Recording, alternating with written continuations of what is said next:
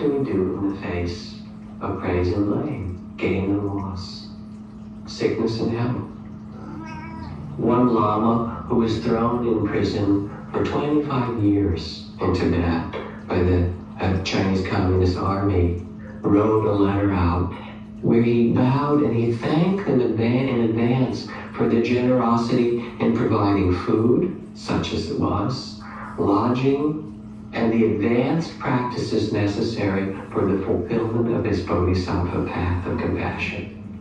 Thank you for what you're going to offer to me. And he knew he would be tortured. He knew he would be hungry. But this was the practices that would fulfill his heart's desire to be a Buddha.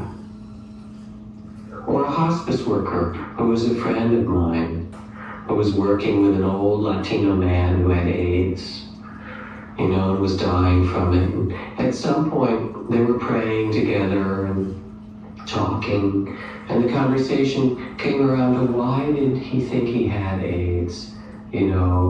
Was they led a bad life, or he was the victim of what had happened to him, or he was guilty, all the kind of stories.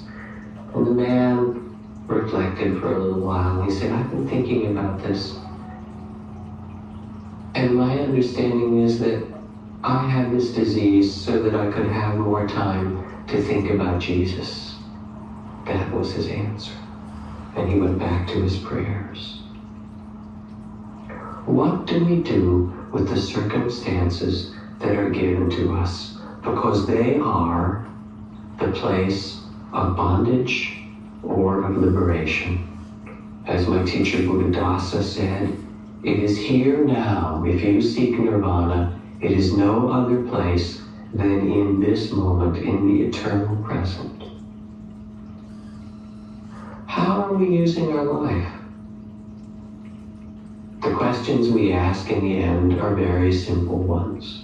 When you really look back over a whole life, did I awaken? Did I honor this life? Did I love well? What else really matters?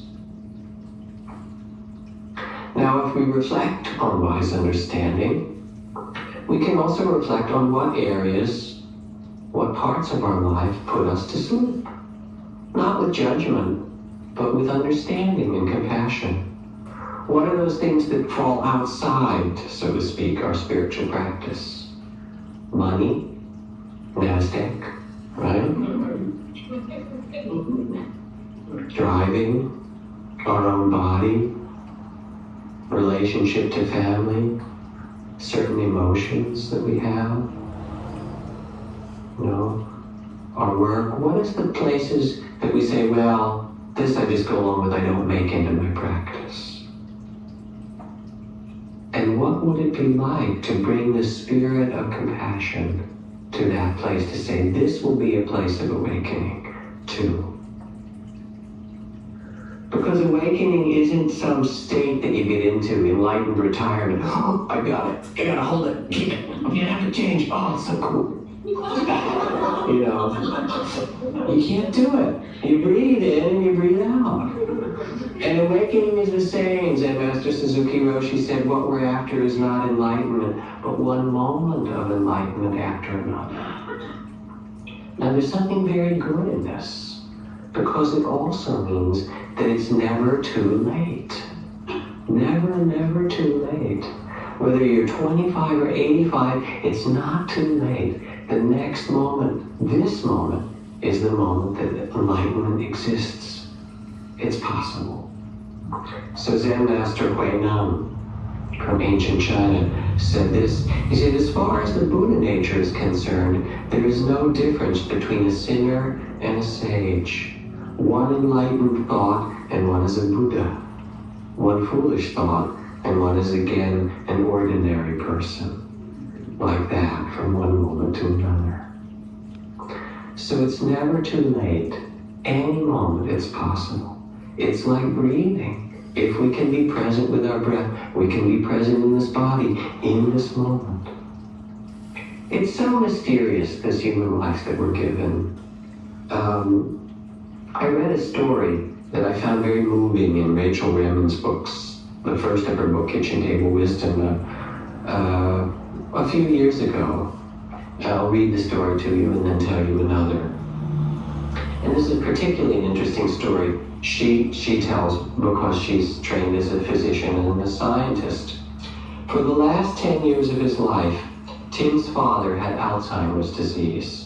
Despite the devoted care of his mother, Tim's mother, the father had slowly deteriorated until he became a sort of walking vegetable. He was unable to speak for years, was fed, clothed, and cared for as if he were a young child. Tim and his brother grew older. They would stay with their father for brief periods of time while their mother took care of the needs of the household. One Sunday, while she was out doing the shopping, the boys, then 15 and 17, were watching television. Their father sat nearby. Suddenly, he slumped forward and fell to the floor. Both sons realized immediately something was terribly wrong. His color was gray, his breath uneven and rasping. Frightened, the older boy told the younger brother, "Call 911. Before the younger boy could respond, a voice he had not heard in 10 years, a voice he could barely remember, spoke up and said, "Son, don't call 911. Tell your mother that I love her. Tell her that I'm all right." And then Tim's father lay there and he died. Tim, who is now a cardiologist, looked around the room of the group of doctors mesmerized by the story. He said, because he died unexpectedly at home, the law required we have an autopsy. My father's brain was almost entirely destroyed by Alzheimer's. For many years I've asked myself, where did those words come from?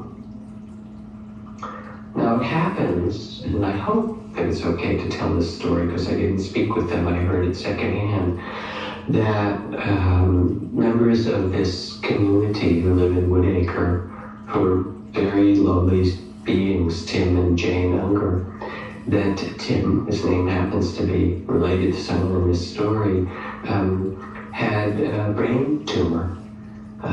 And over these past months has gotten, the tumor had grown, and he got closer and closer to death, and became unable to speak any intelligible words now for quite a long time. He tried to speak, but all that came out were sounds that were unintelligible to anyone else. And it seemed like it would be a slow and difficult dying process. They had 2 children, but I guess it was about 2 weeks ago when he became much more seriously ill. And it became clear that he was going to die soon. And shortly before he died, even though he'd been unable to speak for a long time, his words came back. And he told his wife that he loved her dearly. He said his loving goodbyes to his children, and then he sang with them and told them that he would be all right and that he didn't want any extraordinary care, and then he died. Who are we really? Who do you think you are? This body? Certainly we use this body, but if that's all that you think you are, you're in trouble. We are. There is some great spirit that brought you into this human life and that carries you through it. And to develop a wise understanding is to go inside and touch that place of your own true nature and awaken it. Remember it, let it live through you. And then, when you're driving down the road and there's a rock in the middle of the road, you can even pull over and get out of your car, go back, and move the rock out of the way so that the cars behind you don't run into it. Or you can bring that spirit of presence and compassion to your body, or to the conflict in your lives, or the bills that you have to pay, or the relationships that you're in, or your children or your parents when they're sick. And instead of being identified with the contracted, fearful, grasping, small sense of self, you can remember that in any moment, the path is here for you. Patience, compassion, freedom. You can breathe open, let go.